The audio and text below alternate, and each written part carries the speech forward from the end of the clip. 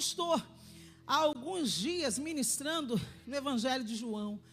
Já falei João 1, já falei João 2, falei João 3, voltei no João 2, porque era tema do congresso. Hoje estou no João 4 e falei João 9 também esses dias. Eu não saí de João, deve ter uns 2, 3 meses que eu estou ministrando. Cada igreja que manda o tema e diz que é João, fala, eita, Deus quer que eu fique em João, então vamos ficar em João. Vamos ver o que João tem para nos dizer. João tem muita coisa para nos revelar. João foi o evangelista que destacou, já no capítulo 1, no prólogo do seu livro, sobre a nova criação. Ele fala da antiga criação, que Cristo estava lá no princípio era o verbo estava com Deus, o verbo era Deus, ele estava com Deus no princípio, todas as coisas foram feitas por causa dele, mediante a ele. Ele era a luz que iluminou as trevas do nosso mundo, e a condenação do mundo já está lavrada. A condenação é esta: a luz veio e eles amaram mais as trevas do que a luz. Então não tem escapatória para esse mundo. Ou esse mundo se volta para a luz e deixa a luz de Deus brilhar, que é através de Jesus Cristo, ou a condenação já está lavrada. Foi isso que ele falou com Nicodemos naquela noite escura. Por que Nicodemos resolveu procurar Jesus de noite? Muitas razões. Ele mesmo não queria ser visto. Mas quem está nas trevas é assim. Ele não consegue se desvencilhar dela. Aí Jesus ilumina a mente dele com uma palavra libertadora, porque ele vai até Jesus, porque ele fica espantado com o que Jesus faz. Lá na primeira Páscoa que Jesus vai participar, ele expulsa os vendilhões do templo. João vai destacar essa Páscoa, essa primeira Páscoa, já nos primeiros capítulos, capítulo 2, se não me falha a memória. Jesus já está fazendo uma ruaça, uma bagunça ali, entre aspas, Na verdade ele está arrumando a casa, mas para eles aquilo foi um choque. Então, quando Nicodemos vê Jesus, ele vê Jesus como uma esperança, como alguém que merecia realmente ser ouvido. O que esse homem veio fazer? Realmente ele é alguém especial. Ninguém faz as obras que ele jogou isso na face de Jesus. Ninguém faz as obras que tu fazes se Deus não estiver com ele. Só que Jesus não aceita elogio nenhum. Jesus já vai dizendo, você vai ter que nascer de novo, porque você veio atrás de mim como mestre. Ele disse, olha, tu és mestre, mas eu vim para ser o Messias. Eu sou o Messias, na verdade. Eu vim para resplandecer a luz de Deus nessa terra. Eu não sou apenas um mestre, eu não sou o Messias mestre que vocês esperam, que a ideia de Messias na cabeça desse povo, até os dias de hoje, é o Messias que vai vir e vai colocar tudo em ordem, baseado na lei de Moisés. Mas Jesus disse, a lei de Moisés sou eu, Moisés falou de mim. Se vocês conhecessem realmente Moisés, saberiam que Moisés falou de mim. Eu falei esses dias sobre essa conversa que Jesus teve com os fariseus. Ele jogou em rosto, nem Moisés vocês conhecem, e nem muito menos Abraão, porque eles disseram, nós temos por pai Abraão. Ele disse, o pai de vocês é o diabo, porque Abraão exultou em ver o meu dia, viu e se alegrou. E ele disse, você não tem nem 50 anos, diz que já viu Abraão? Ele diz, rapaz, antes que Abraão existisse, eu sou. Ele toma as prerrogativas do próprio Yahvé. Eu sou, o mesmo eu sou que estava lá no princípio, naquele arbusto que pegava fogo e não se consumia. É o mesmo que está aqui nessa noite através da presença do Espírito Santo, para iluminar sua mente, para te levar ao conhecimento de Deus. É para isso que Jesus veio, para revelar o Pai, revelar quem o Pai é. Esse mundo precisava conhecer a paternidade de Deus, porque na cabeça dos judeus até o dia de hoje, eles querem alguém, irmãos, que possa levar adiante todo o ritual, toda a tradição que eles aprenderam. Por isso Jesus disse assim, para que vocês possam ver a Deus, vocês têm que nascer da água, do Espírito. Ele repete isso para a mulher samaritana, vocês têm que nascer do Espírito, tem que nascer da água, tem que nascer de Deus, tem que nascer de novo. Como é que uma pessoa nasce de novo? Você já passou pelo nascimento, ou através da sua mãe, através do seu pai, já veio do líquido amniótico da sua mãe, agora tem que nascer de cima. Por isso que o crente, o verdadeiro crente, ele não anda pensando nas coisas da terra, ele pensa nas coisas do céu. Ele não anda com a mente aqui, a mente dele está em Cristo, ele já está andando nas regiões celestiais pela fé. Então pode vir crise, pandemia, mudança de governo, pode vir sentença do homem, mas ele sabe que a sua jornada nessa terra é curta e que o céu é para onde nós estamos voltando. Jesus vai para Samaria ele toma a rota, que era uma reta, né? Da Judeia para Galileia, era só seguir reto. Os judeus que davam a volta lá no deserto, passavam pela Pérea, porque eles não queriam passar por Samaria. Samaria, é a primeira vez que aparece o nome Samaria na história bíblica, ela foi fundada por Omri, pai de Acabe. Está lá em 2 Reis, capítulo 16, 23, 24. E ela continuou sendo a capital nortista de Israel, a capital do Reino do Norte. Mas ela foi capturada por Salmaneser em 721 a.C., porque esse povo foi tão avisado por Deus, mas não quiseram se converter, aderiram aos pecados de Jeroboão. Jeroboão proibiu a parte norte, depois do racha que teve entre os nortistas e os sulistas, né? Quando Jeroboão assume, ele coloca um bezerro em Dan e outro em Betel, e ele erige seu próprio meio de adoração. Proíbe que o povo vá até Jerusalém, no templo, para adorar. E essa prostituição cultural ficou ali por muitos e muitos anos. Até que o Império Assírio veio. Deus havia avisado que ia realmente castigar a parte norte. A parte norte nunca conseguiu voltar do cativeiro. Lá eles foram espalhados, foram dizimados. E era costumeiro dentro dessa cultura assíria, eles trazerem pessoas lá da sua própria região para ocupar a terra, para a terra não ficar abandonada. Então eles trouxeram pessoas de raça babilônia, lá de Cutá, de Amate, de Sevarfaim. Então esse povo ainda já pagão, já estrangeiro, vem para a terra de Israel, se mistura com os que restaram ali, com os pobres que restaram ali. E ali, através de casamento, a raça foi sendo ali, né, misturada, e esse povo era odiado demais, tão odiado pelos judeus, que Esdras não permite que eles participem da reconstrução do templo. Já começou a ter um problema muito sério aí, porque quando eles recebem um não, eles vão construir, através de Sambalate, eles vão construir o seu próprio templo no Monte Gerizim.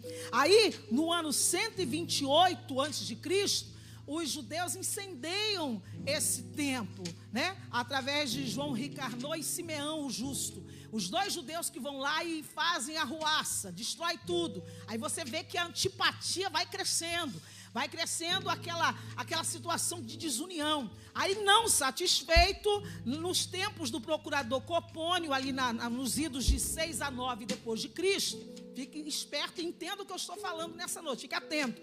Alguns samaritanos vão lá e profanam também o templo em Jerusalém, espalhando na festa da Páscoa ossos humanos nos átrios. Pronto, aí selou, como a gente diz, a miséria. Agora não tem mais jeito, a raça se divide, os povos se desunem. E Jesus resolve um belo dia, no capítulo 4 de João, diz que quando o Senhor entendeu que os fariseus tinham ouvido que ele estava batizando, não era ele que batizava, eram os discípulos dele. Então, quando começou a ter um probleminha ali, né, por causa de inveja, porque eles começaram a perceber que o ministério de Jesus estava se espalhando, Jesus, para não confrontar, porque não era momento de confronto, ele sai dali. E ele vai para a região da Galileia. Só que ele resolve passar por Samaria. Porque Jesus não faz o que o mundo faz. Jesus, ele não age como o mundo age. Jesus, ele não é único e exclusivo da Assembleia de Deus. Jesus não é o único e exclusivo dos judeus. Jesus não é partidarista. Jesus, preste atenção, é Senhor de todos. Samaria era a capital do Reino do Norte, eu disse a vocês. Então, mesmo que esse povo tenha se misturado por conta do cativeiro assírio, ainda era povo de Israel. Mesmo misturado, mesmo vivendo totalmente distanciado do templo em Jerusalém, Jesus veio salvar os que estavam perdidos, porque os sãos não precisam de médico. Quem precisa de médico são os doentes. O que Jesus faz? Jesus está aqui realmente para quebrar, irmãos, paradigmas e quebrar esse sistema tão sufocante que nos desune, que nos separa. Oh, meus queridos, como o Senhor está desgostoso com essa terra, porque a gente passa pela rua, o nosso inimigo hoje não é mais o irmão, a senhorinha lá do catimbó. Nosso inimigo hoje, sabe quem são? São os crentes das outras denominações. A gente não dá mais parte do Senhor, a gente atravessa a rua, a gente não é mais aquele tipo de pessoa que se socializa. Esses dias uma irmã perguntou para mim: vem cá, lá no Rio de Janeiro os jovens costumam ainda visitar outras igrejas em dia de congresso? Falei, muito pouco. Antigamente a gente visitava mais toda sexta-feira, aliás começava quinta, sexta e sábado a gente andava pela rua visitando igreja de A, igreja de B, igreja de C. Não tinha separação. Eu não sei o que houve com a gente, mas tem uma palavra para esse povo hoje nesse lugar e para o povo que está assistindo na internet. Jesus não é partidarista. Jesus veio salvar a todos. Eu não sou melhor do que ninguém. Eu não sou melhor do que você. Você não é melhor do que eu. Jesus veio para mostrar o dom perfeito de Deus, que é o amor. Oh, meu Deus, o povo gasta uma energia para brigar na internet. Agora, já percebeu? A briga é entre nós. Briga calvinista contra arminiano, pós-tribulacionista com pré-tribulacionista, uma confusão. A gente andar no campo das ideias, discutir no campo das ideias é legal. Porque eu não concordo com tudo que você pensa, nem você é obrigado a concordar com tudo, com tudo que eu penso. Agora, começar a se ofender, começar a se atacar, a gente está fazendo vergonha. E Jesus está dizendo: eu ainda passo em Samaria, hein? Eu ainda faço coisas estranhas que o povo fica com a boca aberta, hein? Vai ter muita gente, gremaia, chega de si fora do céu, e muita gente que a gente não espera lá em cima. A primeira pessoa que você não espera, que você vai ver lá, é você mesma. Sabe por quê? Porque você e eu não somos dignos de nada. De nada, de nada, de nada. Chegaremos lá pela misericórdia dele. Meu Deus, Jesus vai para Samaria e tem um imperativo divino nessa frase. É imperativo divino, era-lhe necessário. É o Pai que está dando a ordem. Jesus não fazia nada sem o Pai mandar. Vai para Samaria, vai lá, acaba com esse negócio hoje. Traz um avivamento para aquela cidade. Pasmem os senhores, foi o lugar onde Jesus não fez um milagre sequer. Foi o lugar onde Jesus, preste atenção, porque lá na Judéia, lá na Galileia, o povo começou a se acostumar com sinais. O evangelista João, ele mesmo vai falar de 7 grandes sinais que Jesus efetua dentro do seu ministério, que ele registra nesse livro. O último dele, o primeiro foi em Caná e o último a ressurreição de Lázaro. Sinais extraordinários. E em Samaria não tem um sinal. Como é que aquele povo acredita na fala de uma mulher? Como é que é isso? Jesus não faz maravilhas, não faz sinais. Ele ensina, ele prega e o povo acredita. Tem gente melhor do que nós, hein? A gente está querendo ver fogo cair do céu. A gente está querendo ver paralítico andar, para a gente poder crer que Jesus é Deus. Tem gente tão mais crente do que a gente, que em cima de um leito de uma NEMAI, de um hospital, esperando um sinal. Muitas das vezes você prega o sinal, não vem de cura, mas a pessoa aceita Jesus e vai embora para o céu. Sabe por quê? Porque não é pelos sinais, é pela palavra que ele prega, é pela colemaia, é pela obra que ele veio fazer de trazer você de volta para ele. Deixa eu dizer uma coisa: se você crê sem ver, porque fé, nemaia, acredita sem ver, fé acredita sem ver. Se você acredita sem ver, Jesus, além de te salvar, ele faz maravilhas, porque ele é o Senhor. Mas se você na baragaia não é daqueles que precisa ver para crer, mas o coração aberto como aquele centurião: Senhor, não precisa entrar na minha casa não. Daí de onde o Senhor está, o Senhor fala que a coisa vai acontecer. Ele personificou a fé.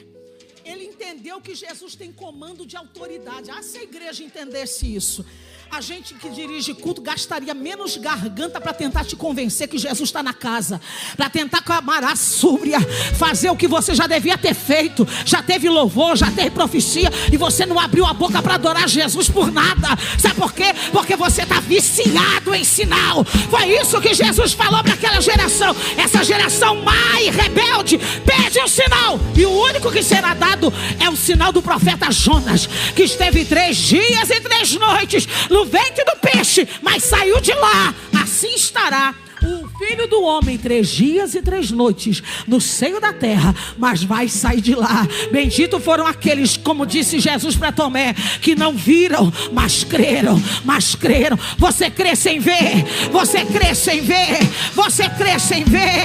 Levanta essa mão para o alto e dá o melhor glória, por favor, que você puder. Jesus chega cansado ao poço de Jacó, em Sicar, que é Siquém. Esse poço significava, dentro da tradição, todas as esperanças das instituições judaicas. Ele simbolizava a lei, o templo, a sinagoga, o templo em Jerusalém. Era o antigo pacto, a antiga aliança. Perceba que Jesus fala de Jacó 2 vezes. Ele fala de Jacó lá no princípio para Natanael e Filipe. Ele fala da escada de Jacó. E ele disse assim: Jacó viu essa escada, a escada que ele sonhou, lembra? E quem estava no alto da escada? Diz que tinha alguém no alto da escada que falou com ele. Era o próprio Jesus. Aí Jesus muda a posição. Para Natanael e Filipe, Jesus não está mais lá no alto, ele está aqui. Aí ele diz assim: Nemaia, a partir de agora vocês vão ver os céus abertos e os anjos subindo e descendo sobre o Filho do Homem. Ou seja, eu sou maior do que Jacó. Jacó era venerado, por isso que é o poço de Jacó. Os samaritanos diziam que eles descendiam de Jacó. Descendiam porque Jacó passou por Siquém e comprou aquela herdade onde estava o poço. Ele é venerado até os dias de hoje. Aí Jesus disse: sou maior do que Jacó, sou maior do que a lei, sou maior do que a sinagoga, sou maior. Mas quem vai entender uma coisa como essa, se Jesus chega cansado e senta naquele lugar, e aí você olhando a grosso modo, você olha um peregrino com sede, suado, cansado, vai entender que ele é maior? Mas isso só pode ser entendido pela fé. A antiga aliança era cheia de ritos. Deus era um Deus carrasco. Não faça o que eu mando para ver se não morre. Aí Jesus veio mostrar o Deus Pai, o Abba. Como pode? Isso na cabeça de um judeu não funciona até o dia de hoje. Como assim Deus é Pai? Quando você entrar para orar, você fala assim: Pai, Pai. É a melhor frase, é a melhor palavra, ou melhor dizendo, que Deus gosta de ser chamado. Nós, nas nossas orações aqui na igreja, a gente costuma fazer aquela oração bem bonita, né? Ó Deus soberano, eterno, majestoso, glorioso, Deus que está em cima, Deus que está embaixo, Deus que está debaixo da terra. Isso a gente fala porque Ele é tudo isso, mas a gente fala mais para impressionar. Só que dentro do quarto, não cola. Lá Ele sabe quem você é. Lá só funciona o Pai. Pai, estou todo escangalhado. Eu estava lá na igreja pregando, mas aqui eu sei que eu estou todo ruim, né, Maia? Ai, irmão, não funciona essa baboseira toda que a gente usa, não. Jesus quer ser chamado Lebaragaia. Deus, melhor dizendo, quer ser chamado de Pai. Chama Ele de Pai nesse dia. É o melhor nome que você pode dar a Ele, é o melhor adjetivo que você pode dar para Ele. Pois bem, Jesus está cansado da viagem, está sentado a hora sexta. Guarde isso, porque nem eu me atentei a isso até o dia de hoje. Quando eu li essa expressão, ele estava cansado da viagem, e essa hora era a hora sexta, perto do meio-dia, o comentarista do livro que eu estava lendo, me preparando para estar aqui, ele falou uma coisa interessante. Eu anotei: esta é a mesma frase que se emprega lá em 19:14 do Evangelho de João, quando condenam Jesus à morte. Era a hora sexta, em que Jesus está já na cruz. Era a hora sexta. Então por que Jesus chega a hora sexta no poço de Jacó? Porque, preste atenção, quem não está cansado de nada não vai entender um Jesus cansado a hora sexta, sentado num poço. Quem não está passando por nada, está tudo bem com você? Glória a Deus por isso. Agora, quem está sem forças, quem passou hoje o dia se arrastando, quem amaragaçuba chegou aqui até agora não conseguiu se ligar porque a cabeça está em outro lugar. Jesus entende isso. Ele só não entende quando você não quer adorá-lo mesmo assim. Aí isso aí está fora do contexto. Porque mesmo passando o que você está passando, Ele merece toda a honra e toda a glória. Jesus está ali antecipando o seu momento de cruz. Porque na hora sexta, Ele vai ser Nemaragai erguido e vai sentir sede novamente. Aqui Ele está sentindo sede, certo? Ele pede aquela mulher de beber. Lá, olhe para e recebe a atenção dela, mesmo depois de muita conversa. De muita conversa. Jesus alcança o seu objetivo aqui na Samaria. Mas na Judeia, na hora que ele tem sede, oferecem para ele vinagre. É isso que o sistema faz com a pessoa de Jesus Cristo. Olhe para mim aqui. Está pensando que ele não está, Lemaia, preparando uma mudança de cenário? Eu recebi esses dias, aliás, foi no final de semana nós recebemos um convite para estar num trabalho, mas eu não pude ir, mas assisti em casa, de um pastor, um bispo que está convocando, não só ele, mas muitos pastores estão convocando a Igreja de Jesus para o dia 1º de outubro desse ano, entrar num propósito de jejum de 24 horas e oração para arrependimento nacional. Não vai ter avivamento no Brasil sem arrependimento. Eu nunca vi avivamento sem arrependimento. Então ele entendeu, junto com outros pastores, que nós precisamos descer. Esse dia é o dia que vai começar o Yom Kippur lá em Israel, quando todos os judeus jejum 24 horas e começam a se humilhar diante de Adonai, diante do Senhor. Então, aproveitando esse dia, Deus está convocando a igreja no Brasil para confessar pecado, a igreja no Brasil para falar com Jesus junto ao poço, a igreja no Brasil para se arrepender do que fez, do que deixou de fazer. Ele está chamando eu e você. Nesse dia eu vou estar anunciando. Me siga lá no Instagram. Vou estar fazendo lives explicando. Mas aonde vai ser esse movimento? Dentro da sua casa. Aonde será esse movimento? Dentro do seu coração. Se a igreja aqui não se reunir para fazer esse momento, você vai fazer isso dentro da sua casa. Porque o Brasil precisa do Jesus que Nemaia, que senta no poço para salvar e libertar dos pecados que a gente comete. Porque só vai haver mudança no cenário do Brasil se houver arrependimento. Estão profetizando prosperidade, estão profetizando um monte de coisa sem Jesus mandar. O que Jesus está dizendo é que Ele quer arrependimento, é rosto no pó, é boca no pó. Porque o Brasil está sendo sacudido por uma onda de violência. Olha o Rio de Janeiro no dia de ontem. Sabe o que é isso? É a igreja que deixou de ir para a rua e Satanás está tomando terreno. Mas há poder no nome de Jesus. Há poder no nome de Jesus. Eu estou ligada. Tem gente já acordando. Tem gente já se despertando, Lemaia. Eu fui semana passada num momento, numa ministração, melhor dizendo, na igreja do meu amigo apóstolo William, ali em São João de Meriti. É uma das igrejas mais avivadas da Baixada Fluminense.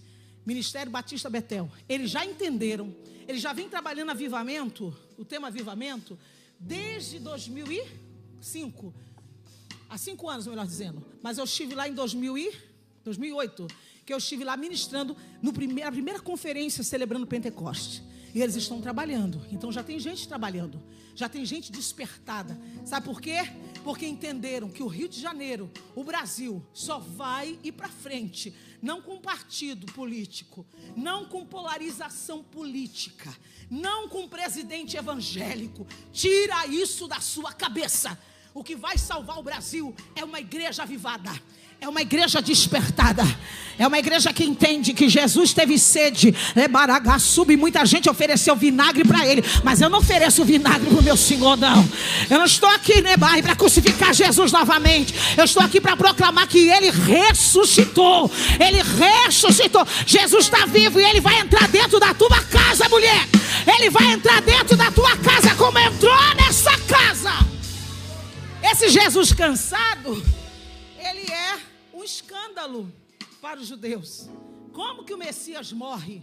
Como que o Messias vai assim? Não, jamais. Existe uma linha uma seita chamada docetismo, que não acredita na humanidade de Jesus.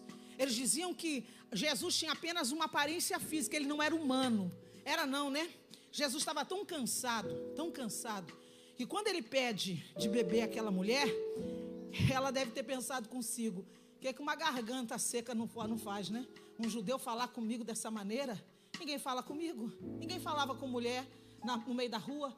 Se eu estivesse andando com meu esposo no meio da rua, ele não falava comigo. Era assim que funcionava, mesmo sendo meu marido. Se eu andasse com meu irmão na rua, ele não se dirigia a mim. A figura da mulher era uma figura inferiorizada, ainda mais uma mulher de vida dúbia como essa mulher era.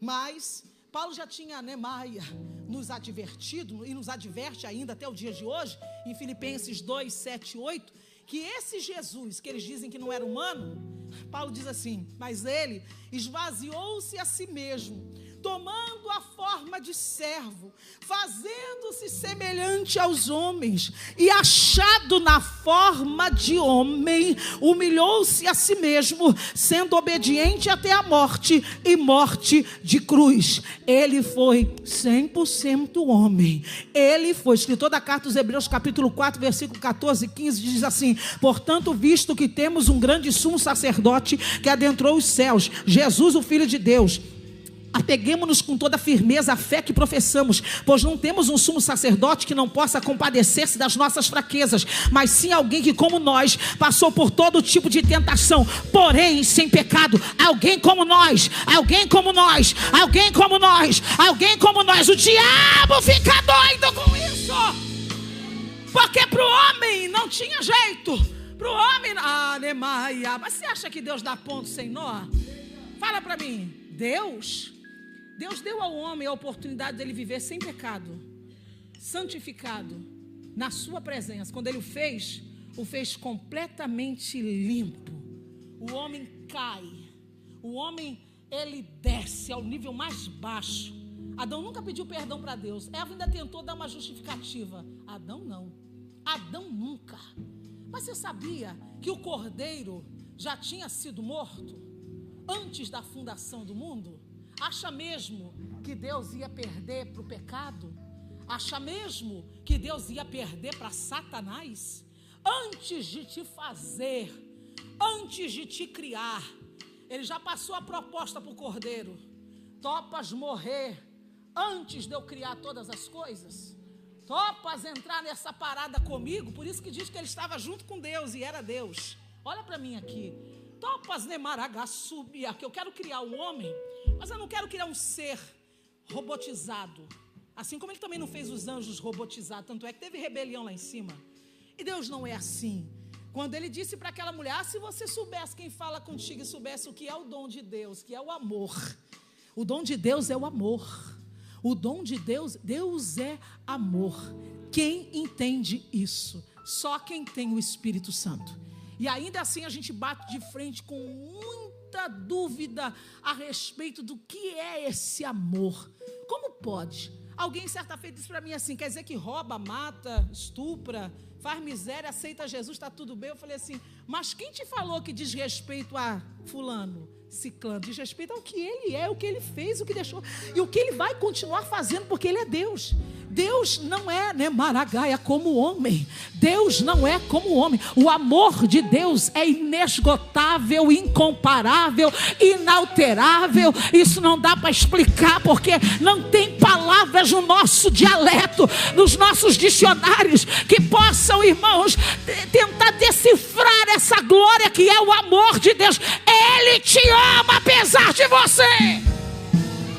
O ser humano é uma decepção. Aquele amigo, mais amigo, te trai. Aquele que você diz assim: esse fulano nunca. Não aposte suas fichas no homem. O homem é decepcionante. Não aposte suas fichas em mim, pastora. Não, porque ela é pastora, ela carrega uma missão, então ela é totalmente confiável.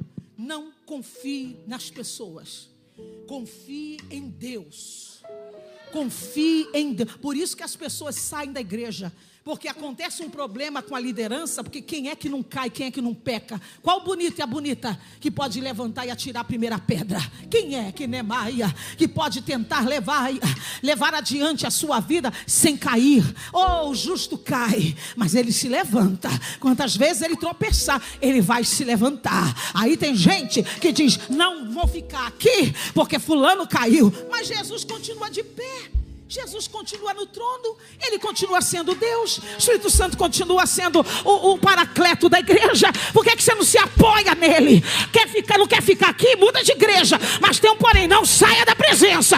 Não saia da presença. Não saia da presença. Joga essa mão para o alto e dá a melhor glória que você puder. Ah, meu Deus. Para esse tipo de gente sem esperança, existe Jesus sentado no poço esperando, ó. Ele não podia ter pego água para ele mesmo? estou perguntando. Ele não poderia ter pego água? Eu vou esperar então, se não tivesse uma cacimba ali, alguma coisa para tirar água, que o poço era fundo, esperar os discípulos chegarem para ver se a gente arruma um jeito de tirar água desse poço. Mas ele não está sentado porque está com sede. Ele está sentado porque tem uma senhorinha carregando um vaso. Jesus vê o que ninguém vê. Para a sociedade, nós éramos caso perdido. Olha lá o aviãozinho do morro. Não era assim que eles chamam a gente pelo pecado que a gente comete, né? Olha lá, adúltera. Eu tenho um nome. Eu tenho, Nemai, uma identidade. O meu pecado não me define. Mas o ser humano gosta de fazer isso. Olha lá o 71. Olha lá o estelionatário. Olha lá o A, B, C, D. Aí ele vai dando nomes aos pecados que a gente comete. Jesus olha para ela e diz: dá-me de beber. Ele está olhando ela. Ele está olhando ela. Sem a capa do pecado. O pecado enfeia.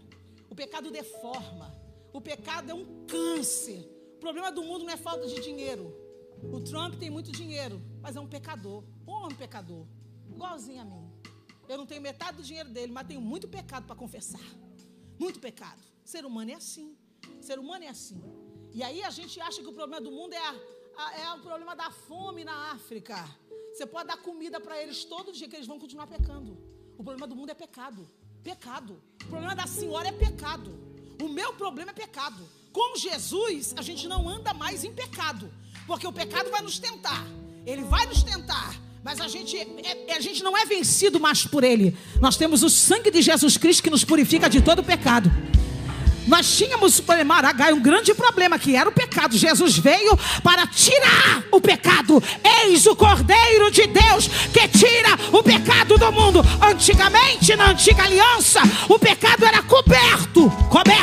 Agora é tirado. Ele leva embora. Aí eu vejo alguém dizer para mim assim: não, é que eu ainda não consigo deixar a prática de prostituição, de pedofilia.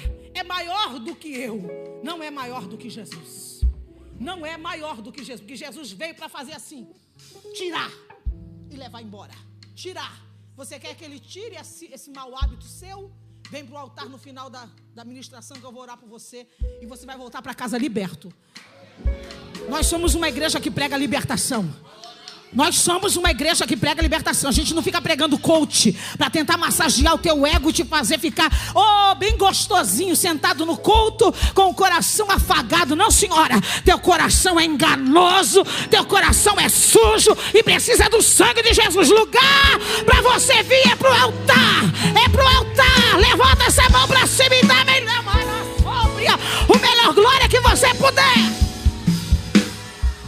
Estão pregando um evangelho que massageia pecado. Camarada tem 5 mulheres. 5. Aí você fica pregando para ele: Jesus vai te prosperar. É responsabilidade sua, hein? É responsabilidade de quem prega, hein? Para com essa andança lemaia pela terra falando o que Deus não mandou. E fala o que antigamente os nossos pregadores do passado. Eu sei o que eu passava na mão deles. Quando eu pensava em dar um pulo fora, vinha para o culto, Jesus revelava os pecados. Olha, hein, garota. Olha. A gente vinha para o altar, confessava o pecado, abandonava a vida errada, voltava para casa liberto. Você está achando que é brincadeira? Fica atrás desse povo que fica só massageando o ego para ver onde você vai parar. Tem muita gente levando um monte de gente para o inferno. O verdadeiro evangelho é evangelho de cruz. É pegar a cruz. Mas cruz, ninguém está nem acostumado mais a ouvir falar de cruz. Ninguém nem mais quer ouvir falar uma coisa dessa. Aí eles dizem que nós somos os crentes raiz. Ué, todo mundo não tinha que ser raiz, não? A gente não tinha que ser raiz, não, todo mundo? Por que virou essa geração chiclete, geração Nutella, geração massageada, apertadinha? Jesus está dizendo: eu vou entrar dentro das igrejas. Eu vou entrar dentro das igrejas. Eu vou entrar dentro das igrejas. Eu vou entrar dentro das igrejas. A gente está pedindo para Jesus entrar no Supremo Tribunal. E Jesus não está nem aí para Alexandre de Moraes. Ele não estava nem aí para Roma.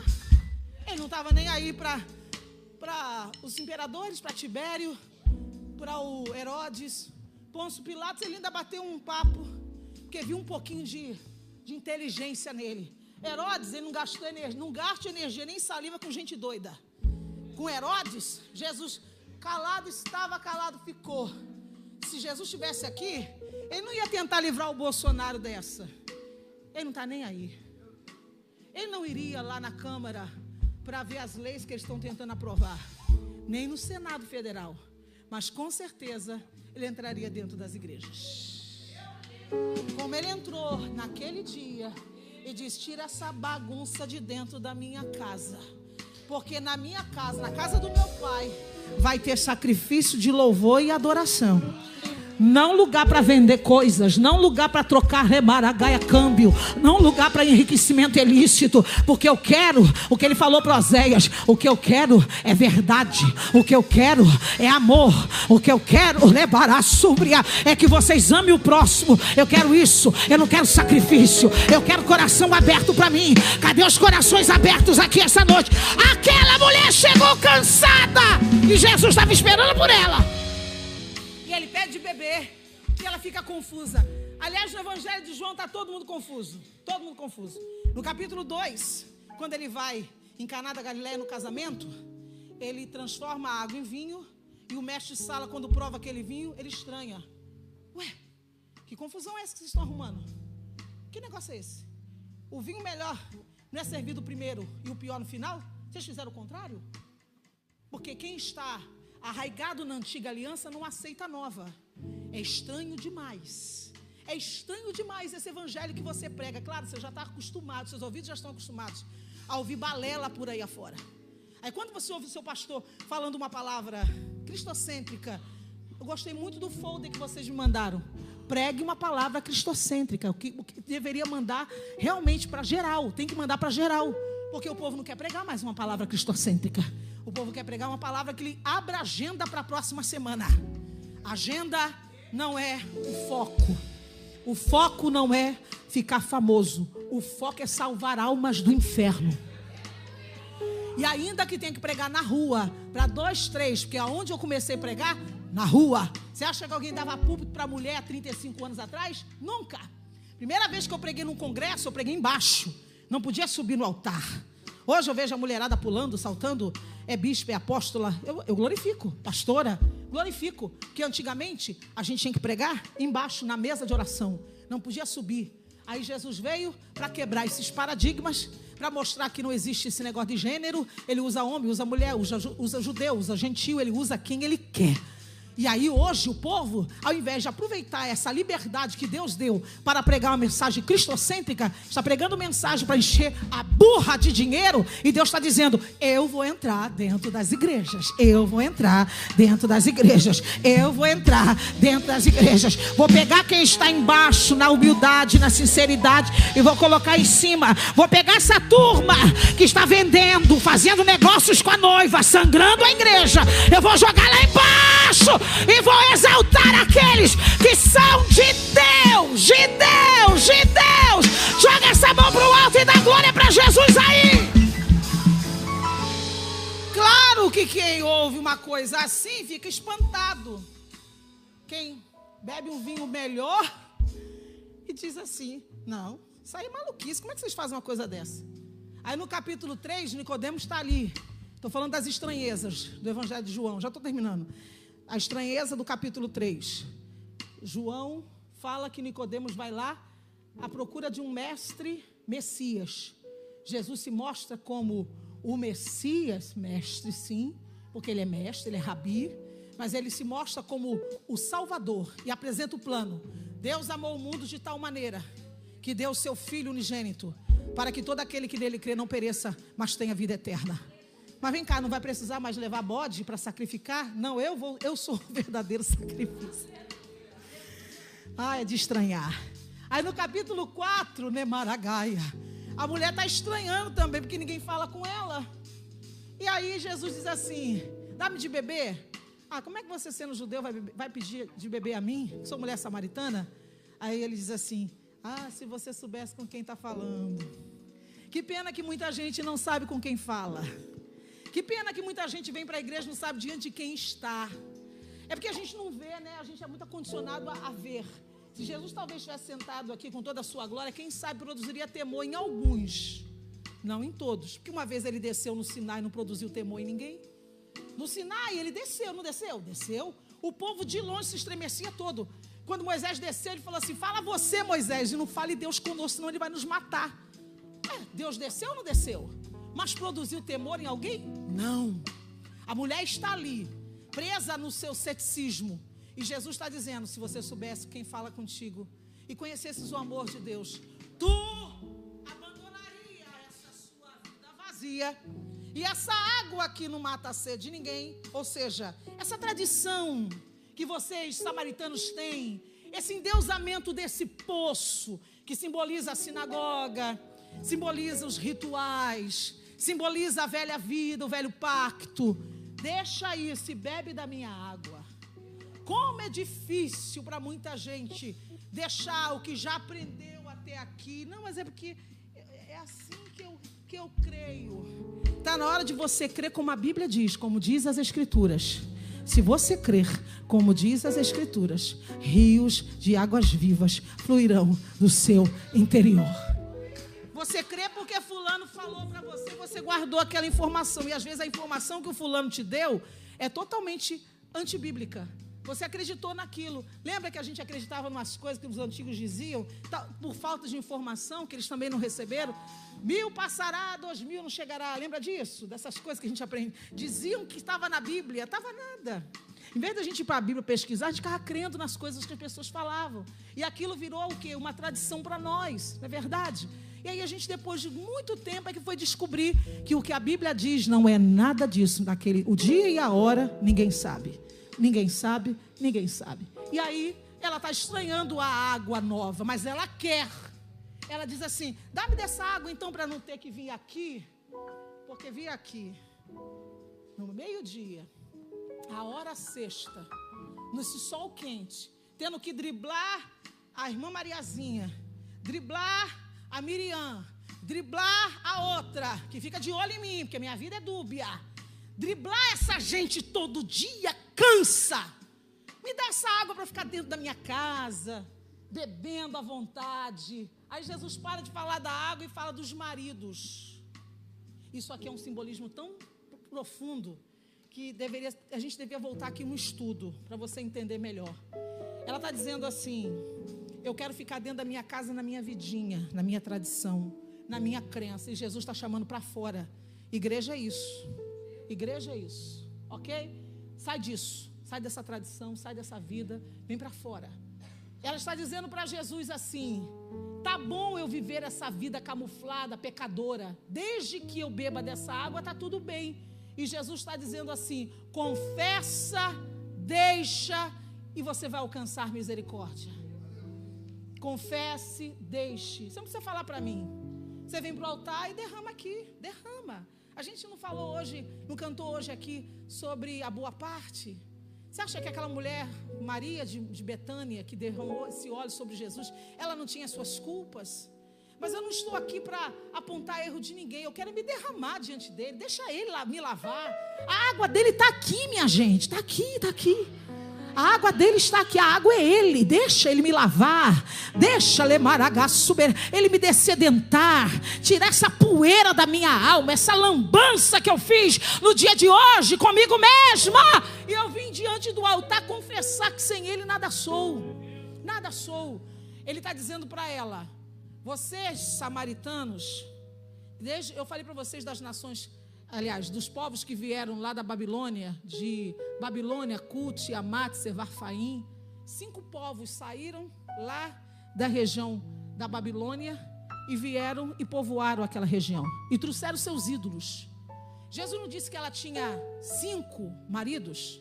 Representam, literalmente, dentro da interpretação do Evangelho de João, João está dizendo o seguinte: Samaria, vocês precisam abandonar esses Baals de vocês. Marido no hebraico é Baal. Jesus está dizendo: vocês têm muitos Baals, vocês têm muitos deuses, vocês têm muitas práticas erradas, mas eu sou o verdadeiro marido de Israel. Israel me trocou. Oséias não profetizou isso? Não falou várias e várias vezes sobre isso? Ele mesmo passou isso na pele, presta atenção, com com a mulher que ele foi lá na casa de prostituição. Deus mandou, vai lá à casa com uma prostituta, para exemplificar o que eu estou passando em relação a Israel. Israel me traiu com seus amantes. Então Jesus está dizendo para ela assim: confessa, Samaria, não só para ela, para toda aquela região, confessa que vocês me deixaram, confessa que vocês abandonaram o verdadeiro marido e seguiram aos Baalins. Aí ela diz: vejo que tu és profeta, nada passa nos teus olhos, nada passa despercebido nos teus olhos. Aí ela vai para a conversa da adoração. Me explica, porque eu quero me livrar disso, eu quero me livrar. Quando ela pergunta onde é que tem que adorar, é porque ela está disposta a largar tudo, porque ela já foi desmascarada. O que mais a gente precisa dizer para ele? Mais nada, ele já falou tudo. Aí ela diz: elevar, subir. É onde que se adora? Fala para mim. É Jerusalém? É no Gerizim? Vocês falam que é lá? A gente fala que é aqui. Jesus falou assim: olha, a salvação realmente vem dos judeus. A eles foram entregues os mandamentos, a eles foi entregue a lei, aos judeus foi entregue os salmos, os profetas, e dos judeus vem o Messias. Mas vem a hora, e já chegou. Está pensando que ele está impressionado com os templos que a gente constrói, essas paredes de concreto? Por mais lindo que seja, adorei isso aqui, amei isso aqui. Por mais lindo que seja, isso não impressiona ele, porque templo não é tijolo. Quando eu vejo as pessoas embelezando as casas, né, a casa de Deus, o lugar da adoração, eu não fico impressionada, porque uma vez ficaram impressionados com as colunas, disseram para Jesus assim: veja que templo maravilhoso, olha isso. Olha isso aqui, olha essas colunas. Jesus falou: não ficará pedra sobre pedra que não seja derribada. Jesus está cansado das instituições que não representam o que ele é de verdade. Ele está dizendo: vem a hora e já chegou em que os verdadeiros adoradores, claro que a gente precisa se reunir nesse lugar, não vai ficar um desigrejado e vai falar que a Flávia que mandou. Seja inteligente. Você entendeu o que Jesus está querendo dizer? É que nós nos fixamos em coisas visíveis, e o Pai está dizendo: o meu templo sois vós, o meu templo sois vós, o meu templo sois vós. Se ninguém estivesse aqui, isso era só um salão, podia servir para qualquer outra finalidade, porque você está aqui, que é o templo do Espírito Santo. Esse lugar tomou sentido. Esse lugar tomou sentido. Vem a hora e já chegou em que os verdadeiros adoradores adorarão ao Pai em espírito e em verdade, porque o Pai busca os que assim o adorem. Deus é espírito, e importa que os que o adorem em espírito e em verdade. Essa palavra verdade, ela é melhor traduzida como lealdade, em espírito e em lealdade. Seja leal ao que você carrega, seja leal ao que você está ouvindo aqui hoje, seja leal à verdade que você promulga, porque não tem nada que vai ficar parado quando você abrir a sua boca e declarar: Satanás, na minha casa não, porque o meu Deus, Ele é adorado aqui dentro em espírito e em verdade, em espírito e em lealdade. Na minha vida não enfermidade, porque esse corpo é templo do Espírito Santo. Na minha família não, porque a minha família é bênção de Deus. Declare com a tua boca, declare com a tua boca, como fez aquela mulher. Quando ouve tudo isso, ela diz: o Cristo vai vir. Está pensando que ela não esperava? Quando ele vier, vai nos ensinar tudo. Aí Jesus enche o pulmão de ar e declara para uma mulher, no sol do meio-dia, num poço sozinho: eu sou o que falo contigo. E não fez nenhum milagre ali. Ela só fez assim, largou o cântaro e saiu correndo. A doida entrou na porta, bateu na porta de todo mundo, doido no bom sentido. Bateu na porta de quem ela evitava. Quando alguém abriu a porta, deve ter se espantado. E o que é a coisinha? Ela disse: vim de ver de um homem que me disse tudo o que eu tenho feito. Um homem que declarou todos os meus pecados. Está lá no poço. Gente, Jesus não entrou na cidade. Ela levou a cidade até Jesus. Jesus teve que passar, ele alterou a sua rota, o seu tempo de viagem. Aliás, rota não, o seu tempo de viagem. Ele ficou 2 dias em Samaria. Quando Filipe, lá em Atos dos Apóstolos, chega em Samaria e incendeia aquele lugar, alguém pode ter dito assim: nossa, Filipe arrebentou a boca do balão. Quanta coisa, quantas almas que ele ganhou, quanto galardão que ele vai receber. Senhor. Só que Jesus já tinha chegado primeiro. E uma mulher Está pensando que esse galardão é de Filipe sozinho? Uma mulher levou uma cidade inteira ao Shemai, ao poço de Jacó, para ouvir remar a Gaia Jesus. E quando eles ouviram Jesus ali no sol quente, eles abriram a boca e disseram: não é pelo que você falou, é pelo que ele está falando. Não é mais pelo seu testemunho, é pelo que ele diz, que nós cremos que ele é o Cristo, o Messias, o Salvador do mundo. A cidade inteira salva. E será que o Rio de Janeiro tem jeito? Claro que tem. É só você absorver a água, beber a água, se lamaragá subinás, matar a tua sede aqui, chegar na tua casa e trazer esse povo todinho para aqui, quarta-feira ou domingo, quando vier para o culto. Traz a tua rua toda e diga o que Jesus tem feito na sua vida. Essa é a melhor pregação. Diga o que Jesus tem feito na sua vida e o nome do Senhor vai ser glorificado. Fica de pé que eu vou orar por você. Quando a mulher trouxe a cidade, ela marcou a história. Eu não creio num Deus que vai só salvar a Flávia. Ele vai salvar a Flávia para salvar o Joaquim, para salvar o Fernando, para salvar a Carmen, para salvar o Tiago, para salvar o Douglas, para salvar todo esse Rio de Janeiro. Eu não aceito mais a Avenida Brasil parar, a linha vermelha parar, as rodovias pararem, tiroteio cedo da manhã e ninguém poder trabalhar. Você vai levantar essa mão e vai declarar que o Rio de Janeiro não é do diabo. Você vai levantar a sua mão e vai declarar que o Rio de Janeiro vai beber dessa água, vai beber dessa água, vai beber dessa água, vai beber dessa água. A fonte inesgotável está jorrando aqui no Rema. A fonte inesgotável está jorrando aqui no Rema e vai